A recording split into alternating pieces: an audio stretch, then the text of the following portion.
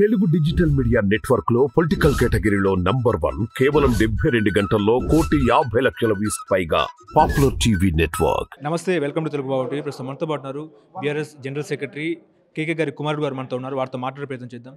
Sir, మీ తండ్రి గారైన కేకే గారు బీఆర్ఎస్ పార్టీకి రాజీనామా చేసి ఆయన కాంగ్రెస్ పార్టీలో చేరబోతున్నట్టు ప్రకటించారు. అసలు కారణాలు ఏంటి? మీతో ఏమైనా చర్చించారా? ఈ కారణాలు నాతో ఏం చర్చించలేదు, ఇట్లా పార్టీకి మారుతున్నాం అన్నట్టు ఏం చర్చించలేదు.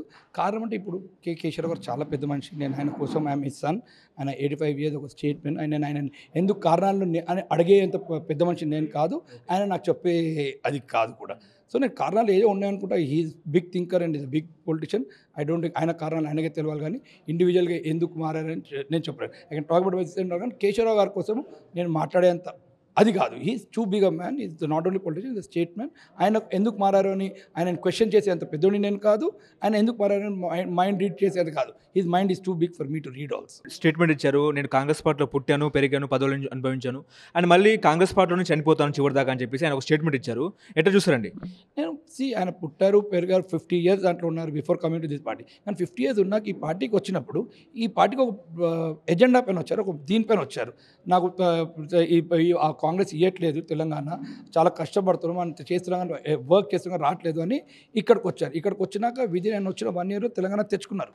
And with the help with the advice of KTR గారి లీడర్షిప్లో ఇద్దరు కలిసి తెలంగాణ తెచ్చారు. దట్ మీన్స్ అండ్ ఏమైంది, end of the day he's a Telangana might. ఈ బీఆర్ఎస్లో కూడా తెలంగాణ తెచ్చుకున్నారు, 10 years డెవలప్ కూడా చేసుకున్నారు. 10 years డెవలప్ చేసుకున్నాక ఇంత చేసుకున్నాక నా బాధ ఏంటంటే లాస్ట్ ఫ్యూ ఇయర్స్ కోసము జస్ట్ ఇంత మంచికి ఉన్నప్పుడు, ఇప్పుడు పార్టీ బ్యాడ్ టైంలో ఉన్నప్పుడు ఇక్కడ ఉంటే మాకు మోర్ హెల్ప్ఫుల్ ఉంటుండే, ఒక పెద్ద మనిషి మాకు ఉంటుండే, మా పార్టీకి బీచ్లాగా ఉండే. సో ఆయన ఇక్కడ ఉంటేనే బాగుంటుండే అని నాదొక అభిప్రాయం అండి. అంటే ఈ క్షణంలో ఆయన పార్టీ మారడం అనేది తన మీద ఏమైనా ఒత్తిడి ఉండే అవకాశం ఉందంటారా? ఒత్తిడి ఈ ఏజ్లో ఒత్తిడి పెట్టేది, ఆయన అక్కడ పెద్ద లీడర్ ఎవరైనా ఆయన ఒత్తిడి పెట్టడానికి ఏ పార్టీలో పార్టీలు పవర్లు పోస్టులు పెట్టి ఒత్తిడి తెచ్చేంత ఆయనకి ఎవరు ఒత్తిడి పెట్టే అంటుంటారు. He must be having at this age, he must also ఆయన కాన్షియస్ ఏమంటుందో మేము డైరెక్ట్ మాట్లాడి అడగలేము, నేను కూర్చుని మాట్లాడలేదు. కానీ ఆయనకు కూడా ఒక కాన్షియస్ ఏమంటుందో, ఎందుకు వెళ్ళారు, కానీ ఎవరు ఒత్తిడి పెట్టి అది చేసేటప్పుడు హీ మస్ట్ బి హ్యావింగ్, సరే ఆయన వెళ్ళారా, ఫస్ట్ ఆయన కోసం మీరు వెళ్ళారా, మీరు కోసం ఆయన వెళ్ళారా అనేది అది మాత్రం I don't know. So it is for them to decide. Because family discuss అవ్వలేదు అది ఇప్పుడు. అంటే కేవలం పదవుల కోసమే ఆయన కాంగ్రెస్ పార్టీలోకి వెళ్తున్నారని అనుకోవచ్చా? నెవర్ ఎవర్ అండి. అదొక్కటి కాకుండా పదవిలు అన్నప్పుడు ఆయన అసలు బీఆర్ఎస్లోకి వచ్చినప్పుడు దానికంటే బిఫోర్ ఆయన పెద్ద పదవిలు చూసారండి. బీఆర్ఎస్ ఎంపీ అవ్వారు అంటే ఆయన ముందు సిడబ్ల్యూసీ ఉండే, 4 స్టేట్స్కి ఇన్ఛార్జ్ ఉండే, he was AICC general secretary ఉండే. He was very big man. So don't even think when you're talking about Keshavarao పదవుల కోసం పోయిన అనేది మాత్రం అది ఎప్పుడు లైఫ్లో ఆ టాక్ రాదు, ఆ మటుకు మన థాట్ కూడా వెళ్ళలేదు.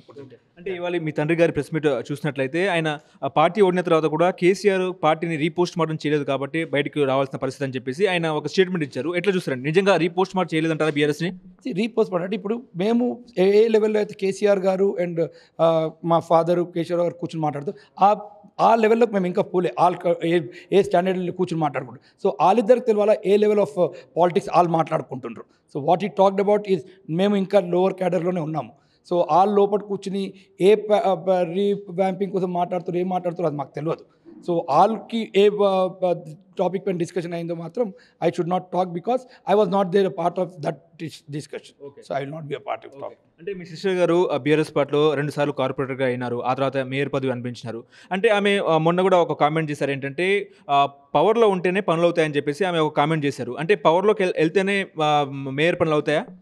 అది నాకు చాలా ఆశ్చర్యకరం ఉంది. అంటే పవర్లో ఉంటాను ఇవాళ ఒక కొత్త టాపిక్. ఇప్పుడు ఎమ్మెల్యేని అడిగితే అరే మా పనులు అవుతాయి కాబట్టి నేను కాంగ్రెస్ రూలింగ్ పార్టీ అంటే రూలింగ్ పార్టీ చీఫ్ మినిస్టర్ ఏంటి, రూలింగ్ పార్టీ వాళ్ళకే పని చేయాలా?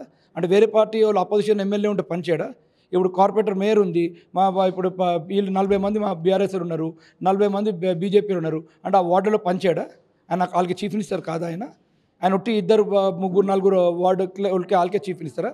ఆ వార్డులోనే రోడ్లు పడతాయా, వేరే దగ్గర పడవా? అంటే ఇప్పుడు వాళ్ళే చీఫ్ మినిస్టర్ని తప్పు అని పడుతుండ్రు. ఏంటి నేను రాకపోతే నాకు పని చేయమని వాళ్ళే చెప్తుండ్రు, మేము చెప్పట్లేదు. ఇక్కడ వాళ్ళే చెప్తున్నారు, సార్ మేము మీకు పార్టీ కాకపోతే మీరు మాకు పని చేయరా అన్నట్టు చెప్పి జాయిన్ అవుతున్నారు. అది రాంగ్గా పడుతుంది, చాలా రాంగ్. అది డిస్కషన్ రాంగ్ అది కంప్లీట్లీ. అంటే మీ తండ్రి గారు కూడా కేకే గారు కూడా రేవంత్ రెడ్డి పరిపాలన సూపర్ అని చెప్పేసి మొన్ననే కామెంట్ చేయడం జరిగింది. నిజంగా బాగుందని వెళ్తున్నారా పార్టీలోకి, కాంగ్రెస్లోకి?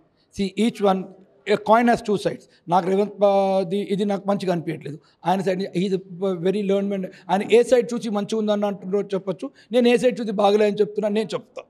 నేను నా సైడ్ నుంచి చెప్తా, ఎందుకు బాగలే అన్నది నా సైడ్ నుంచి చెప్పగలుగుతా, ఆయన ఎందుకు బాగున్నది ఆయన సైడ్ నుంచి చెప్పగలుగుతారు. It's a very big question. Each one has an opinion, each one has one.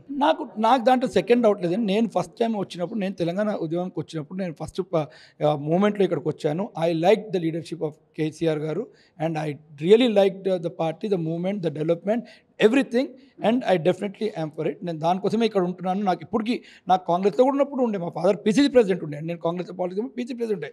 అయినా కానీ ఎండ్ ఆఫ్ ద డే నేను ఇక్కడికి వచ్చినప్పుడు, నాకు తెలంగాణ మూమెంట్లో వచ్చినప్పుడు ఐ సా ద ఆయన లీడర్షిప్లో చూస్తాను. నాకు ఆయన లీడర్షిప్ చాలా నచ్చింది, ఆయన క్వాలిటీస్ నచ్చాయి. So I definitely be with him for good till my political life. I will be with him. కానీ బీఆర్ఎస్ మీ నాన్నగారికి ఏం తక్కువ చేసిందని ఆయన నిర్ణయం తీసుకున్నారంటే ఏం చెప్తారండి? నేను బీఆర్ఎస్ ఏమీ తప్పు చేయలేదు. ఇవాళ నేను ఇంటర్వ్యూ చూసాను, ఫస్ట్ బిఫోర్ ఇంటర్వ్యూ ఫస్ట్ వర్డే అని చెప్పారు, నాకు బీఆర్ఎస్ ఒక్క తక్కువ చేయలేదు, నాకు కేసీఆర్ అంటే అందరికంటే గౌరవం, డాడీ ఎప్పుడు అబద్ధాలు ఆడిపోలేదు, ఎప్పుడు అబద్ధాలు ఆడారు అని క్లియర్ చెప్పారు. నాకు బీఆర్ఎస్ ఎప్పుడు తక్కువ చేయలేదు, నేను కేసీఆర్ గారు అంటే నాకు అంతే గౌరవం ఉంది, కానీ నాకు ఇప్పుడు ఇట్లా అనిపిస్తుంది అన్నారు.